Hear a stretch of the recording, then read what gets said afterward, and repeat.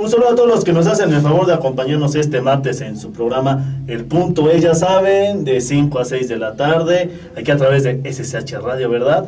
Tenemos ahí en controles a nuestro compañero César Rodríguez, alias Chapo. Muy buenas tardes, Chapo. Mira, nos va a poner la cámara ya para que nos veamos y todo, el mejor perfil. Hoy tenemos de nueva cuenta, ya habíamos tenido la oportunidad de tenerlo en varios programas, al ingeniero Alfredo Ferrer Peregrina. Don Alfredo, muy buenas tardes, gracias por estar nuevamente. Buenas tardes, Richard, Javi. Muy buenas tardes. Gracias por la invitación y bueno, pues aquí con el entusiasmo, el gusto de compartir algo que debe de motivarnos, inquietarnos, porque las cosas que pasan nos deben de nos deben de preocupar, ¿no? Pero sí, bueno, sí, aquí estamos. Aquí estamos, mi estimado Javier. Javi, muy buenas tardes, ¿cómo te encuentras, siguen ¿todo bien? Oye, que ya siguen de vacaciones, apenas salieron los chavales y... ¿Cómo extraño ser estudiante, la verdad? Oye, sí, acá estamos, ¿verdad? Parece desierto, ¿verdad? Dependiendo de papi, ¿no? Mi Javi, ¿de qué nos vas a platicar hoy? También traes tu tema, ¿verdad? Sí, antes de que entremos con les voy a comentar, nuestro invitado. Esperémonos de tiempo, porque pues, el tema que traemos de arranque es bastante importante, es muy extenso también. Ayer fue 16 de julio, ¿no? Uh-huh. Ayer se celebró el Día de la Virgen del Carmen. ¿Y qué tal estuvieron las calles el día de ayer? Pero se andaban por la 13 Oriente, la 15, la 17, bueno, pues estaba bonito para echar la turisteada, ¿no? Ver qué comías, qué comprabas, pero si ibas en tu carro, pues, gracias por participar, ¿verdad? Sí, una fiesta, digamos, religiosa, pero se ha vuelto también muy popular.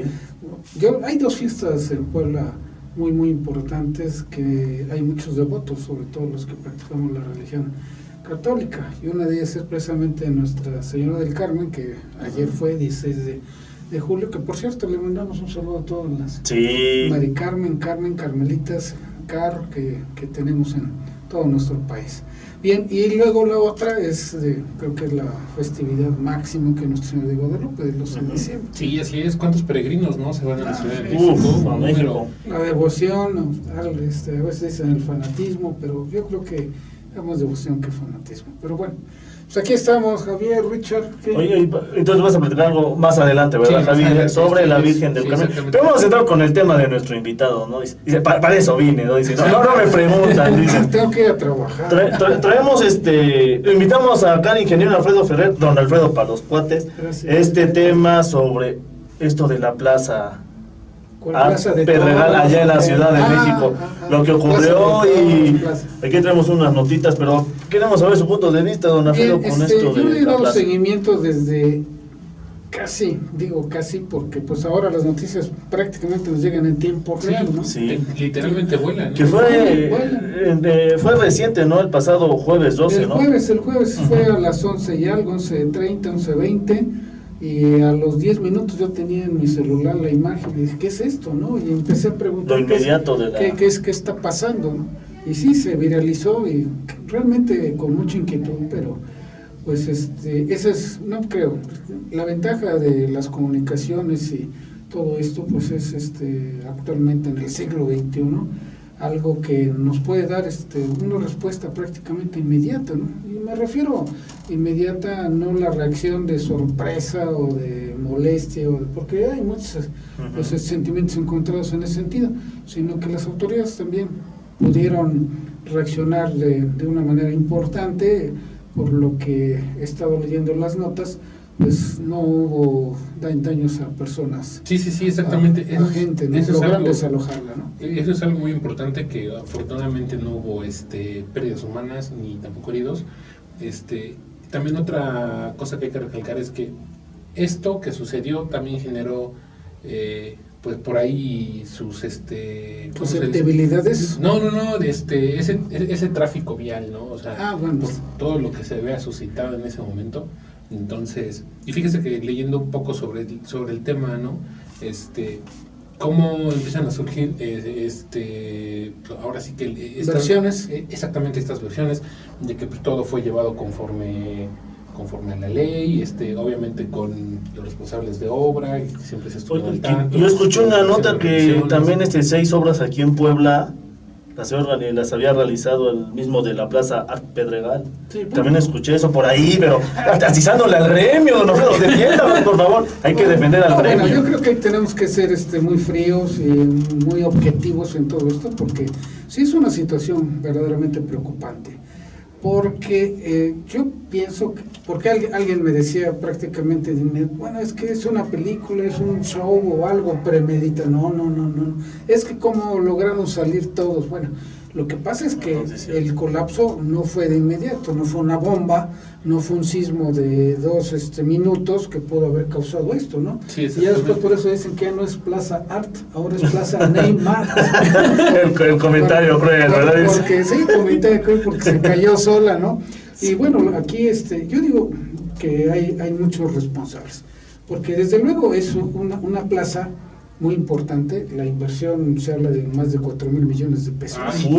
4,000 millones de pesos, que no es, y yo le encuentro muchas dudas, que desde luego pues no tenemos los elementos, los papeles como para poder hacer un juicio, pero bueno, desde luego aquí después del sismo del 85 y todas las contingencias, sobre todo que ha habido por los sismos, se creó en la Ciudad de México el Instituto de la Seguridad de las Construcciones.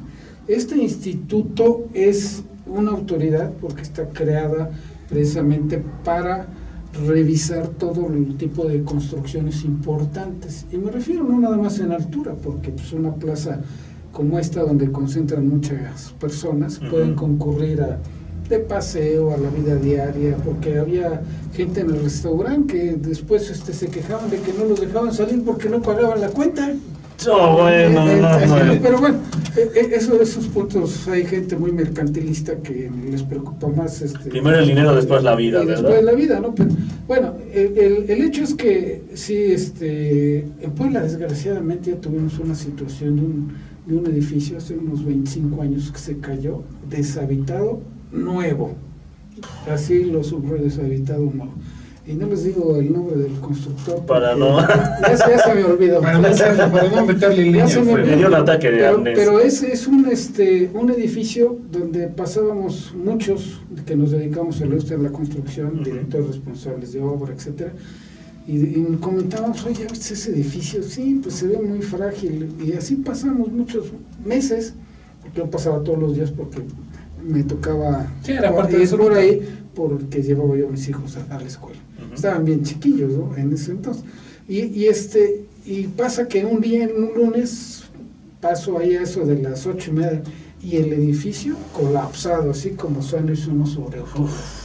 ¿Y cómo es posible esto? Bueno, pues ya después platicando precisamente con el líder, el secretario de un sindicato que lo tenía, que yo lo conozco desde hace muchos años, hemos trabajado juntos en muchas obras, y le preguntó, oye, ¿qué pasó? ¿Qué? ¿No tenías gente ahí?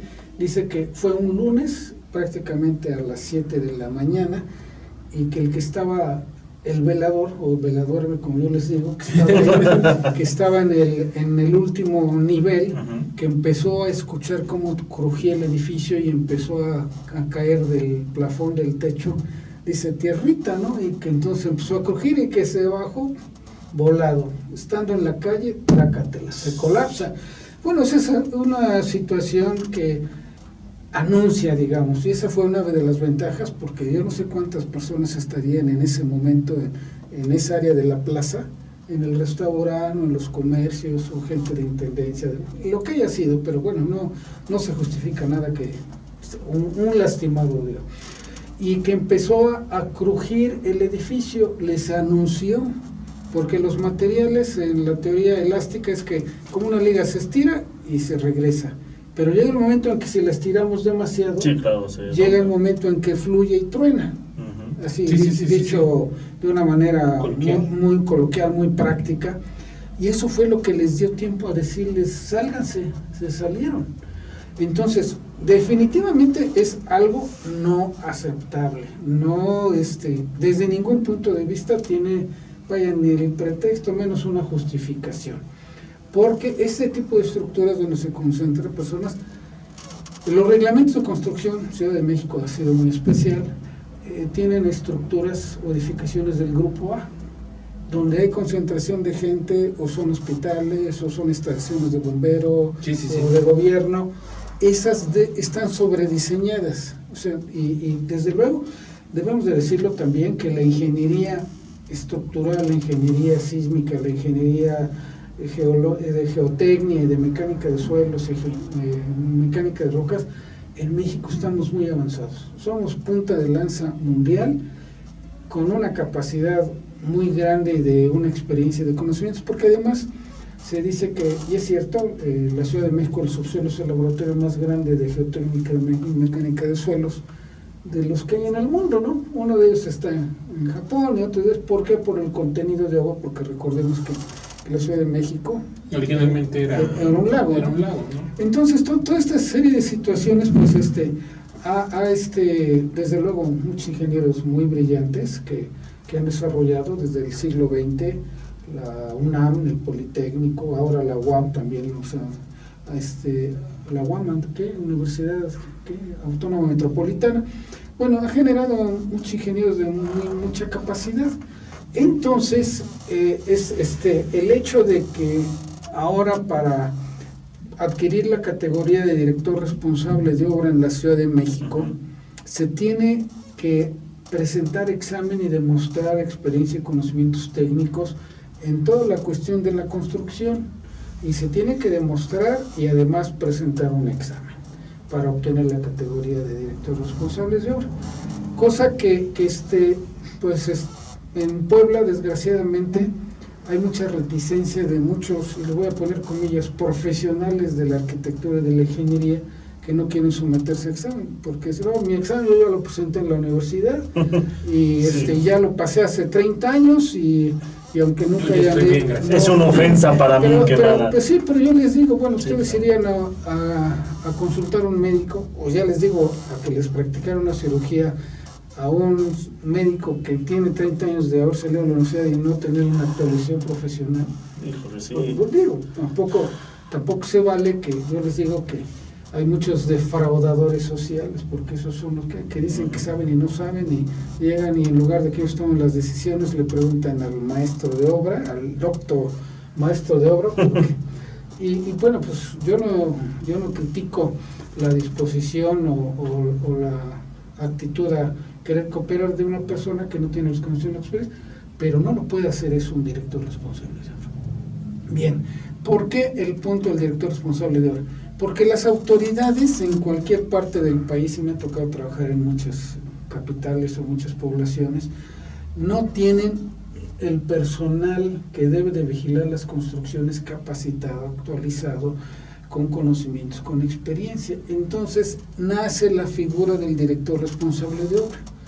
El director responsable de obra es un profesional de la ingeniería, y yo subrayo mucho, preferentemente de la ingeniería, sobre todo en el ámbito de las estructuras, de la geotecnia, de la mecánica de suelos, porque tristemente los arquitectos, y en las facultades y escuelas de arquitectura prácticamente de todo el país, han desaparecido el estudio de las estructuras y de la geotecnia y de la mecánica de suelos.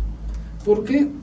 No lo sé, pues yo digo, entonces ahora han nacido otras carreras como arquitectura de interiores, y caray. Entonces no es hacerlos menos, pero que es un decorador. Hay que titularse para saber cómo poner una cortina. Entonces, diseño de interiores. Y es una cuestión realmente que nos enseña mucho de la necesidad que tiene todo profesional que se dice director responsable de obra, a tener una actualización de conocimientos, una experiencia, pero además una experiencia que deba de ser demostrada, porque actualmente les decimos a los directores responsables de obra que para la actualización tienen que presentar, no, como yo ya pasé todas mis materias, sí. y no es cierto, no es cierto el tema de que yo lo sé todo, porque en realidad el avance tecnológico de los diseños de los computadores para modelar estructuras, diseño. No, y no solo de eso, por ejemplo, esto que usted nos comenta, esto de la actualización, a mí se me hace también un punto muy importante, porque al mismo tiempo que van avanzando las tecnologías, las computadoras, programas, quiero pensar, y al menos yo me he dado cuenta de eso, también los materiales Sí, van cambiando, ¿no? Todo tiene una evolución. Entonces, y lo digo con todo conocimiento de causa porque, yo soy un miembro no socio porque no tengo acciones en el Colegio de Ingenieros Civiles del Estado de Puebla, y como mi actividad profesional la desempeño en varios estados del país también, pues entonces tengo también registros, etcétera. Pero el punto es que soy miembro de la Comisión de Asesoría y Admisión de los Directores Responsables de Obra y Corresponsables en Puebla. Entonces, hemos batallado muchísimo, porque hay una oposición férrea de ciertos colegios ahí de profesionistas. No, a mí no tienen por qué examinarme. Además, el artículo 5 de la Constitución Política de los Estados Unidos Mexicanos dice que yo tengo una cédula profesional y puedo desempeñarme profesionalmente. Punto. Entonces, digo, y tristemente, y lo digo de veras con pesar, porque en otros estados la exigencia para lograr la categoría de director responsable de obra, que tenga la experiencia y el conocimiento de dirigir obras, todas son importantes. Pero más, yo digo que actualmente con el tema que ya se maneja en Puebla, que se está manejando en muchas ciudades, de hacer una ciudad vertical, ¿a qué se refiere? La mancha urbana ha crecido tanto que entonces ya tenemos muchos problemas de lo que se llama ahora movilidad, o sea, transporte de personas, ¿no? Nos está pasando lo que ya le sucede en Monterrey, Guadalajara, Ciudad de México, de que el desplazamiento de la gente que trabaja en un lado se hace 2 horas a su casa y a otro día regresan. De ahí nació el término de ciudades dormitorio, ¿no? Que en Ciudad de México, Estado de México, toda la gente salía temprano, toda la familia, unos a la escuela, otros al trabajo, la señora al mandado, lo que sea, y regresaban hasta en la noche, y era nada más de fin de semana. Pero bueno, esto ahora, el mal llamado Programa Municipal de Desarrollo Urbano Sustentable, digo mal llamado porque hablar de programas habla de periodos y de tiempos, y plan es lo que se exige que realmente tenga la ciudad. Entonces ya le modificaron el uso de suelo. ¿Qué es el uso de suelo? El aprovechamiento de un área de terreno para edificar algo. Entonces, pero debe de estar precisamente bien estudiado y bien definido el uso de suelo en toda la ciudad, porque así como tenemos áreas habitacionales, tenemos áreas comerciales, áreas industriales, mixto, áreas de reserva ecológica, como puede ser el Cerro de Amalucan actualmente, el Parque Juárez, etcétera, áreas de esta naturaleza que debe estar perfectamente definido. Pero ¿cuál es el tema? Que ya autorizaron que nos vamos a ir hacia arriba con los edificios, ¿no? Es decir, edificaciones. Entonces, estaba limitado antes por la ocupación del terreno del predio, pero ahora ya se puede justificar todos los niveles que uno quiera con un estudio territorial, urbano territorial. Y entonces, ¿esto qué genera? Yo digo que va a condenar a mucha gente pues casi a la prisión. ¿Por qué? Porque la expectativa de la población nacional en 15-20 años va a ser mayoritariamente de adultos de la tercera edad. Más la gente, las personas que tienen alguna discapacidad y que no se pueden subir, ¿a qué los van a condenar? ¿A que estén encerrados ahí o que no lo puedan? Estamos construyendo una ciudad que después no vamos a poder en la que después no nos vamos a poder movilizar, ¿no? Exactamente por eso. Y el problema es que además están autorizando y están construyendo edificios de más de 4 niveles sin elevador. Entonces, vamos a parecer Japón.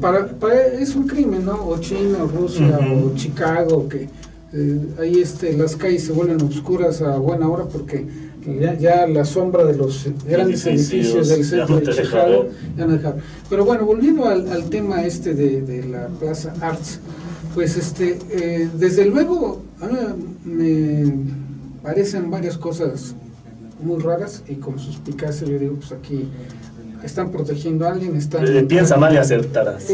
Bueno, es que para empezar, cuando se empezó a construir, hubo un rechazo de todos los vecinos de la zona que no aceptaban que se construyera la plaza. Y uno de los argumentos es que decían que tenía una presa ahí, que ahí existía una presa. Entonces, sí, todo esto tiene una serie de factores importantes, uno de ellos jurídico, porque aquí me voy a remitir a lo que dice la Ley Federal de Aguas, ¿no? Que todo el área donde escurra agua, donde pase agua, permanente o intermitentemente, es una área federal. Entonces, ¿dónde iban a poner una presa? Pues donde había un arroyo o un río pequeño, como lo quieran ver. Entonces, mi pregunta es, ¿qué era un área federal que por corruptelas la privatizaron y la... Bueno, aquí en Puebla, no les voy a decir dónde, se han cubierto arroyitos, a lo mejor dicen, es una corriente, es una sequía, ¿no? Donde pasa agua. Sí, pero hay una plaza comercial, que no les voy a decir el nombre, donde cuando ha habido lluvias intensas se inunda o se encharca la plaza porque entubaron ese arroyito y eso no lo debieron haber hecho. Entonces, es uno de los errores que hemos estado nosotros, los mexicanos, haciendo. Entubar ríos no se debe de hacer. Y no se debe de hacer porque se han vuelto, sobre todo los que cruzan las poblaciones, son ríos que se vuelven de agua sucia, de agua negra. Sí. Entonces, uno de los tratamientos, vamos a decir que el agua que usamos en casa, pues no tiene mayor, pues son residuos orgánicos, detergentes, un poco de grasas, y el primer tratamiento, el agua cuando se usa, lo primero que pierde es oxígeno. Sí. Entonces, ¿cuál es el tratamiento primario más simple? Dejar que ruede el agua. Entonces, primero, quitarle todos los sólidos, filtrarle para que pierda toda esa basura, suciedad, o como se le quiera llamar, y luego que ruede por canales abiertos, es decir, así al aire, ¿no? Entonces, eso le ayuda a recuperar oxígeno, pero si no lo hacemos así, igual. Entonces, volviendo a Arts, mi duda es si regularizaron, expropiaron, o por las corruptelas lo volvieron área privada. Luego, el proyecto lo debió haber revisado, autorizado. La nota de ayer de la universidad, creo que te la mandé, Richard, donde dice que hacen responsable al director responsable de obra, porque el director responsable de obra es el que firma el proyecto y los corresponsables, que es un corresponsable, el que le ayuda al director responsable en las diferentes áreas de especialidad, en geotecnia, en diseño estructural, en instalaciones hidráulicas, mecánicas, eléctricas.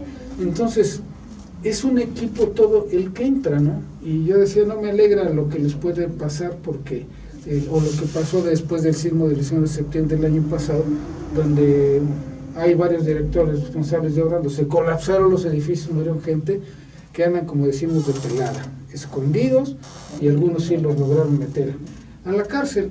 Pues negligencia y responsabilidad, pues no lo sé, quizás falta de ética, falta de responsabilidad, pero tiene un cúmulo de cosas que nos debe de hacer pensar, no más allá de buscar culpables, porque además otra de las cosas que llaman a Protección Civil no tienen el personal, ni la capacidad, ni experiencia, ni conocimientos para dictaminar sobre una situación de esta naturaleza, muy especializada, y luego pasan 2 días, ya están terminando de hacer los dictámenes. No es cierto, los protocolos para hacer verdaderos dictámenes, primero, y ya lo mencionaron que los debía hacer el Instituto de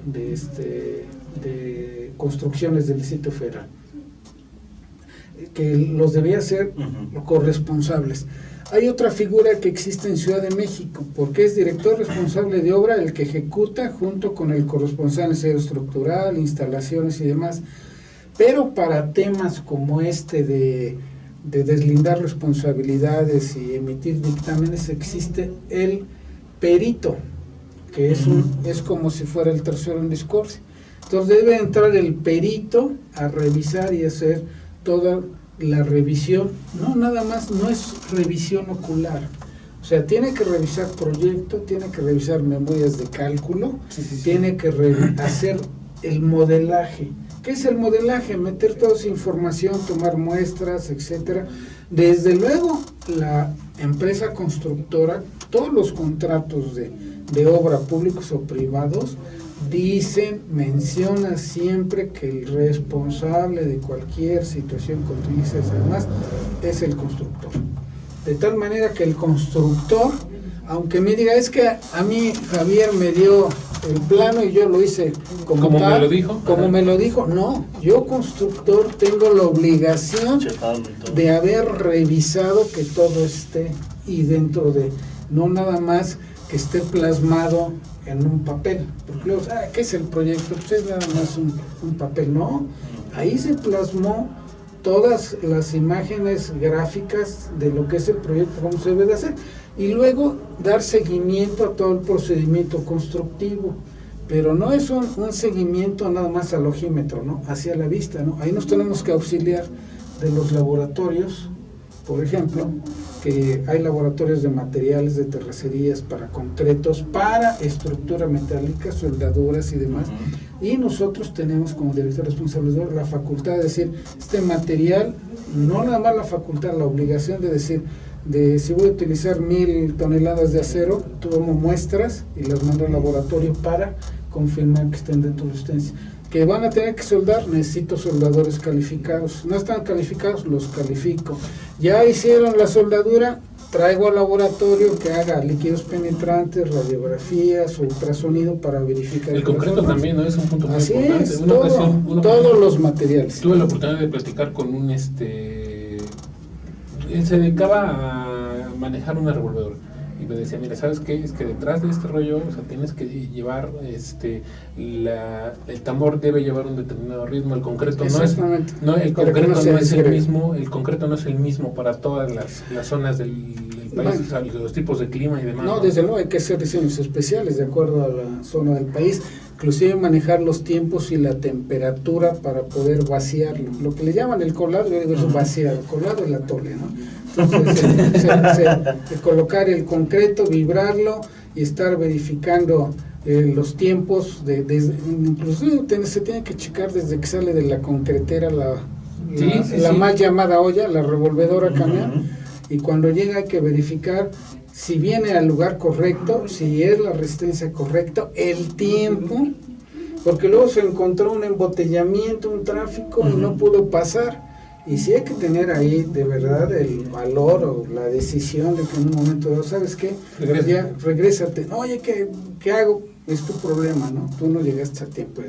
Pero bueno, entonces sí hay muchas situaciones que no se deben de haber dado, desde mi punto de vista, que deben de tomarse el tiempo para hacer todos los protocolos y verdaderamente encontrar dónde estuvo la falla, porque ahorita todo el mundo, pues nadie sabe. Se lavan las manos.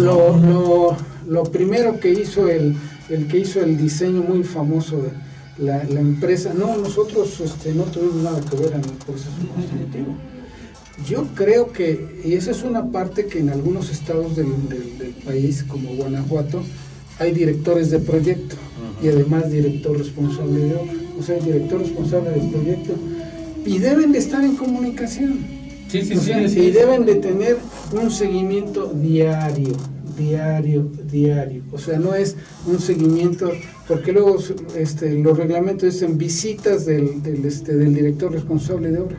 No, si la obra lo requiere, tiene que estar ahí, tienes que estar todos los días, el tiempo que sea necesario para poder con la empresa supervisora. Son obras que no debieron haber adolecido de tener un supervisor.